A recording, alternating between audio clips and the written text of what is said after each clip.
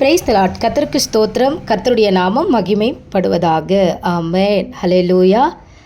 ஏசாயா 60ஆம் அதிகாரம் 1ஆம் வசனம் 2ஆம் வசனத்தை நம்ம வாசிக்கும் பொழுது, நம்ம கேட்கும் பொழுது, அந்த வார்த்தை நம்ம இடத்துல வரும் பொழுது நம்மளுடைய மனசு எப்படி இருக்கும் அப்படின்னா ரொம்ப சந்தோஷமாக இருக்கும். ஆமென். ஹல்லேலூயா. கர்த்தருக்கு ஸ்தோத்திரம்.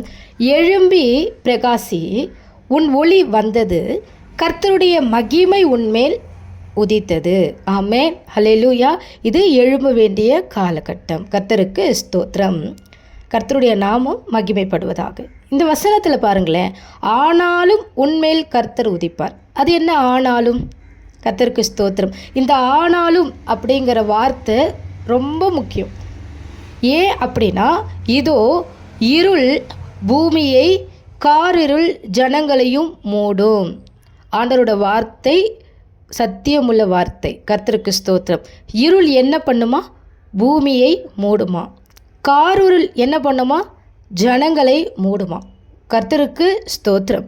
அப்போ எழும்பி பிரகாசிக்கும் பொழுது, உன் ஒளியாகிய இயேசு கிறிஸ்து வார்த்தையானவர் உங்களிடத்தில் வரும் பொழுது, அவருடைய மகிமை உங்கள் மீது உதிக்கும் பொழுது, இருள் பூமியை மூடினாலும், காரிருள் ஜனங்களை மூடினாலும், ஆனாலும் உன்மேல் கர்த்தர் உதிப்பார். ஆமென்.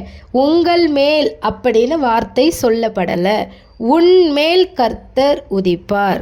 கர்த்தருக்கு ஸ்தோத்திரம். ஒரு குடும்பமாக இருந்தாலும், சபையாக இருந்தாலும், கிராமமாக இருந்தாலும், பட்டணமாக இருந்தாலும், எந்த கூட்டமாக இருந்தாலும், அல்லேலூயா, எத்தனை பேர் இருந்தாலும் ஆண்டவர் தெளிவாக சொல்கிறாரு, உன்மேல் கர்த்தர் உதிப்பார்.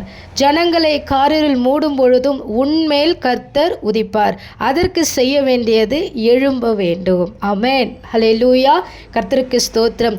இருளை விட்டு வெளிச்சத்தினிடத்தில் வர வேண்டும். தேவனிடத்தில் வர வேண்டும். வார்த்தையானவரிடத்தில் வர வேண்டும். வார்த்தையின் சத்தத்தை நீங்கள் கவனமாய் கேட்க வேண்டும். ஏன் அப்படின்னா, வேதமே வெளிச்சம். கர்த்தருக்கு ஸ்தோத்திரம். கர்த்தருடைய நாமம் மகிமைப்படுவதாக. ஒவ்வொரு நாளும் தேவனுடைய வார்த்தை உங்களிடத்தில் வந்து கொண்டே இருக்கிறது.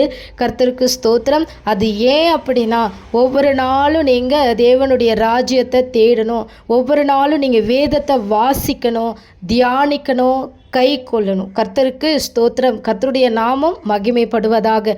அப்படி நீங்கள் செய்யும் பொழுது உங்கள் மீது அல்ல, உன் மீது என்ன பண்ணுவார்? கர்த்தர் உதிப்பார். அப்போ உங்கள் மேலே கர்த்தர் உதிச்சிட்டார் அப்படின்னா, உங்களை சுற்றி யாருக்குள்ளே இருள் இருந்தாலும், உங்கள் குடும்பத்துக்குள்ளே இருள் இருந்தாலும், உங்களுடைய பகுதியில் இருள் இருந்தாலும், உன் மீது உதிக்கிற கர்த்தர் அவர்களுக்கு வெளிச்சம் கொடுப்பார். ஆமென். அல்லேலூயா.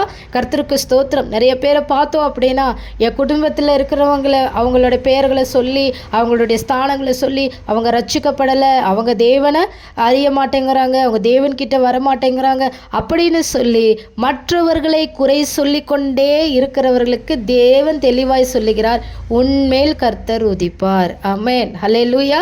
மற்றவர்களை குறித்து கர்த்தர் பார்த்துக்கொள்வார். ஆமென். உங்கள் மேலே உதிக்கிற கர்த்தரின் வெளிச்சம் அவர்களிடத்தில் வரணும் அப்படின்னா, முதலாவது தேவனுடைய 4 பேர் இருந்தாலும் சரி, 5 பேர் இருந்தாலும் சரி, ஒருத்தர் தேவனை நீங்கள் தெரிந்து கொண்டீர்கள். ஒரு குடும்பத்துக்குள்ளே ஒருத்தர் தேவனை தெரிந்து கொண்டீங்க, தேவனிடத்தில் நீங்கள் வந்துட்டீங்க அப்படின்னா, கர்த்தர் சொல்லுகிறார் உங்களை பார்த்து, உன்மேல் கர்த்தர் உதிப்பார். இந்த வெளிச்சம் அவர்களுக்கு பிரகாசிக்கட்டும். ஆமென். கர்த்தருக்கு ஸ்தோத்திரம். அழ வேண்டாம், கவலைப்பட வேண்டாம், துக்கப்பட வேண்டாம். இவன் காரியம் இப்படி இருக்கு, என் குடும்பம் இப்படி இருக்கு, என்னுடைய கணவர் ரட்சிக்கப்படலையே, என் மனைவி ரட்சிக்கப்படலையே, என் பிள்ளைகள் என் சொல்கிற பேச்சை கேட்க மாட்டாங்களே, என் மனைவி கேட்க மாட்டாங்களே அப்படின்னு சொல்லி எந்த கவலையும் பட வேண்டாம்.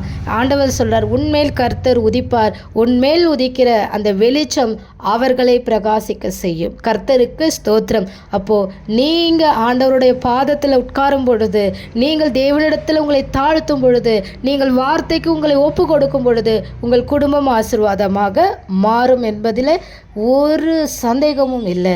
நிச்சயமாகவே முடிவு உண்டு. உன் நம்பிக்கை வீண் போகாது. கர்த்தர் உங்களை ஆசீர்வதிப்பாராக. ஆமென்.